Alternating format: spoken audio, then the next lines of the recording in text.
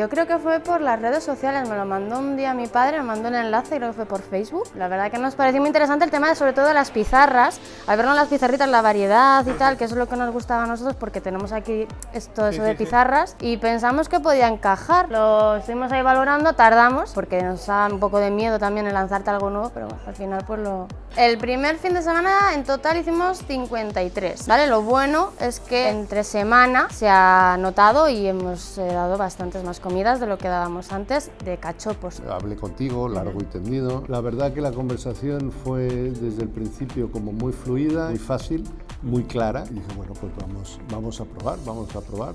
Parece que el tema puede ser interesante. A mí me daba miedo el que un local con tanta personalidad, ¿no? Tanta entidad propia, se viera de algún modo cambiado o marcado por una marca muy clara como es la vuestra.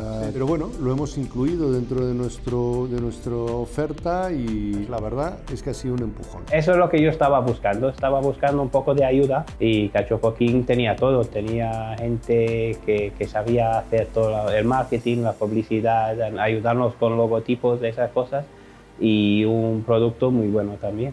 Otro local que nos recomendó tu marca y bueno, desde el principio, o sea, cuando nos pusimos en contacto con ustedes, me parece muy bien, el marketing muy bueno, o sea, a la gente le ha gustado mucho, la verdad que todo estupendo. Se pusieron en contacto con nosotros pues por las reseñas que tenemos. Tenemos un 4,4 de reseñas, en la comida para llevar tenemos un 98% y entonces pues se pusieron en contacto con nosotros y decidimos empezar con ellos. Pues la verdad es que muy bien, se han preocupado.